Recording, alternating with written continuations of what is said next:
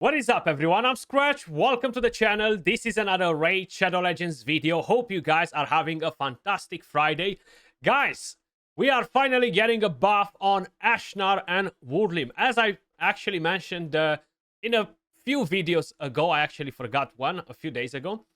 They are the two champions getting buffed this coming patch, which most likely will be probably next week, but I'm not 1000% sure. I'm pretty convinced it will be next week, though. So these are two champions that are not great, okay? So Wurlim Frost King was the only legendary champion we got in a battle pass because we only had one battle pass, to be honest. Since then, probably he got buffed twice or maybe even 3 times. I can't even remember. Void champion. As he is at the moment, I don't necessarily think that he is the worst Void champion in the game. I don't think he's close to being one of the best either, right? So he is definitely in the need of a buff. Hopefully the buff is going to make him more viable. Actually hoping that the buff is going to make him strong. So we're going to check that in a second. Ashnar, the mythical champion from the Orcs faction, is just utterly trash, okay? You can say whatever you want. Yes, it helped you in the progression. My god, you beat Spider 20 with this champion. He's so freaking good. No, he's not, okay? So he definitely needs a proper good buff. Very curious to see what they've done with him. And yes, we are 1000% waiting to see a buff on the Cock as well, because he's in a pretty much in the same boat with Ashnar. I feel like Ashnar just had more bad reviews than him, maybe, and that's why they chose to make Ashnar first. I'm not even sure actually why, to be honest, because the Cock was released before. Yeah, so he does have worse reviews. Sorry, I kind of like forgot how to speak there for a second. So let's see exactly what they are planning to do with these champions, guys. So starting with Wurlim Frost King, what do we have right here? So basically, before, he had a chance to place freeze and a perfect veil on the ally with the lowest HP for 2 turns, if the freeze is placed. Now, after, has a chance to place freeze, you don't require accuracy, and places a perfect veil buff on the ally with the lowest HP for 2 turns. This skill already sounds much better. No accuracy required, the chance is still pretty low, but you're getting the perfect veil unconditionally. With the A2, attacks all enemies, puts decreased accuracy and decreased crit damage, and a buff of increased crit damage on all allies. So, unfortunately, I'm not seeing his multipliers being increased or anything like that, which kind of sucks. But now he has a chance of placing decreased attack and a decreased accuracy for 2 turns, and you don't need accuracy. Ascended, pretty much does the exact same thing, except he's gonna buff your team with increased crit damage as well. To be honest, yeah, instead of getting the decreased crit damage, decreased attack is going to be more relevant and stuff. But why not decrease attack, decrease accuracy, and decrease crit damage? Like, he's a Void legendary. I do like the fact that you don't require accuracy on the champion anymore, right? So that's definitely a very good thing. Then, with the A3, before he was just placing an increased defense and a strengthen. Now, he's placing the same buffs, but has a 60% chance of placing a freeze debuff on all enemies for 1 turn. And once again, you don't need the accuracy. And the aura changed from Doom Tower battles to all battles. It's definitely better than before, but to be honest with you guys, I don't necessarily think that he's going to be used more than before.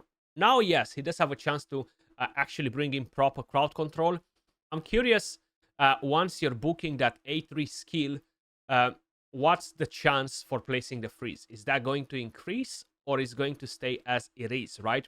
And what I don't like is a long cooldown. Now, I'm not 100% sure if the cooldown on him is actually 4 turns fully booked, or no, it's going to 3 turns cooldown. Okay, so 60% chance for 3 turns cooldown is actually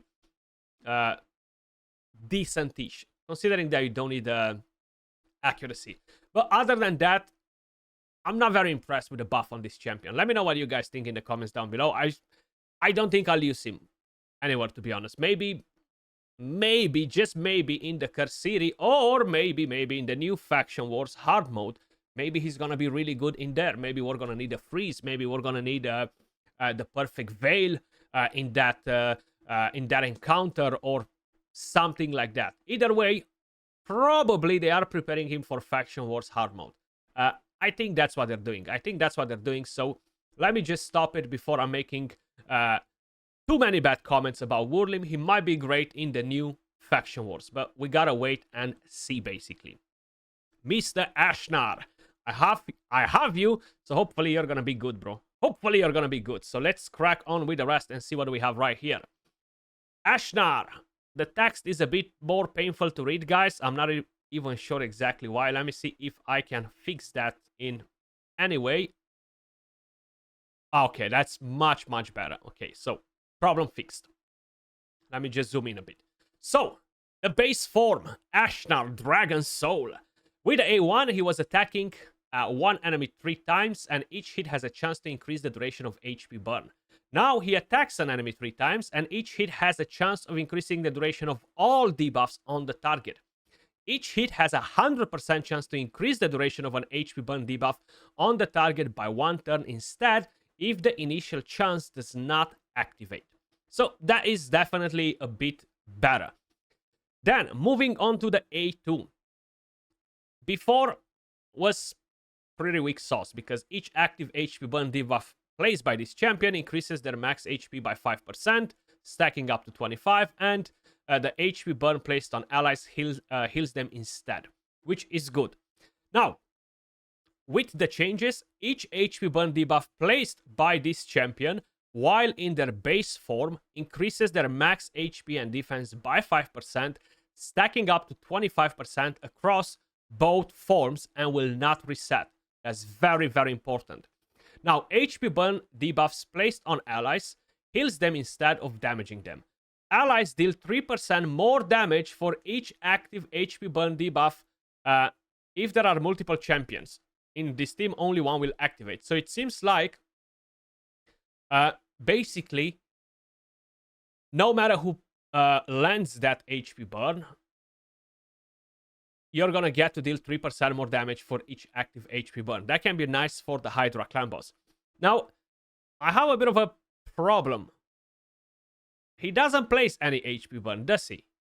Right? Either I'm blind, either he just doesn't place any HP burn with this. Now, I can't remember his passive. Is he placing HP burn with a passive?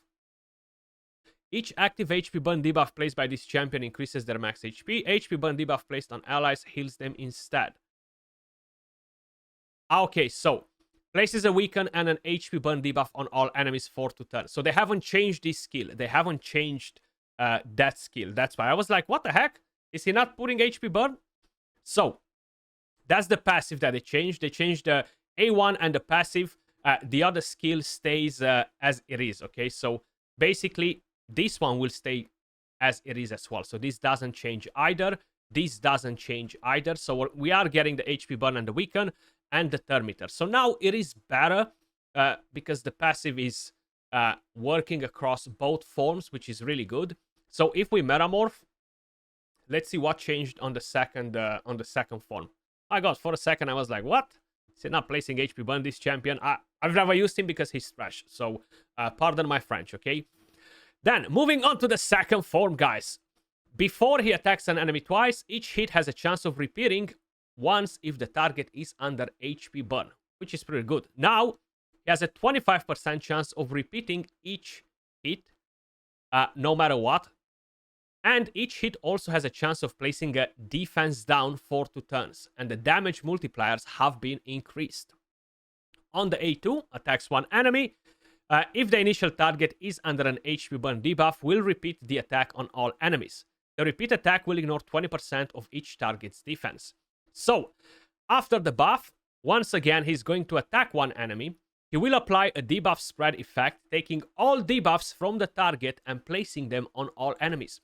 Once again, this is really, really good because this is the second champion in the game that can do it. Chalco can do it, and I don't think we have another one that can spread all of the debuffs from a target. So it can be nice for the Hydra clan boss. Then, repeats the attack on all enemies.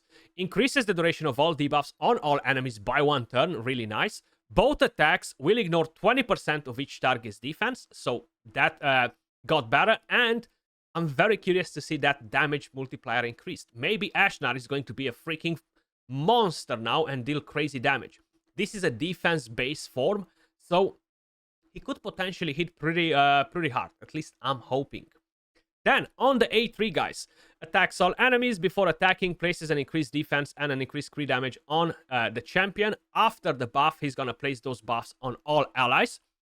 Then, places a provoke debuff for 1 turn. If the target of this skill is a boss, places a provoke debuff for 2 turns instead.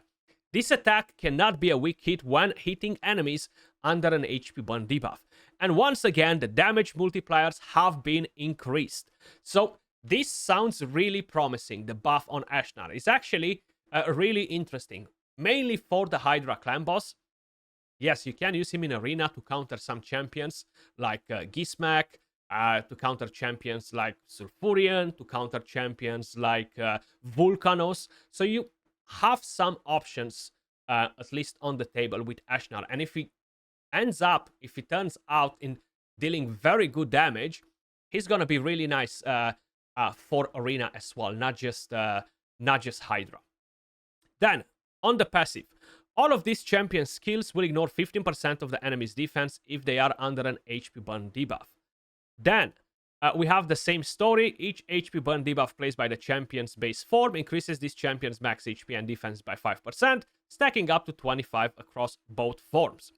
Now, all of these champion skills will ignore 20% of the target's defense if they are under an HP burn debuff. So you're getting a 5% additional ignore defense. HP burn debuffs placed on allies heal them instead of damaging them. So I do think that a buff on Ashnar looks pretty good. I think it's pretty good, but it's very important to see how much they actually increased the damage multipliers. I feel like that is going to be one of the main things that decides if this champion is good or he's not, right? Like, he does a lot of interesting things, but to be honest, I can run a Hydra team without having him in the team if he doesn't do damage, right?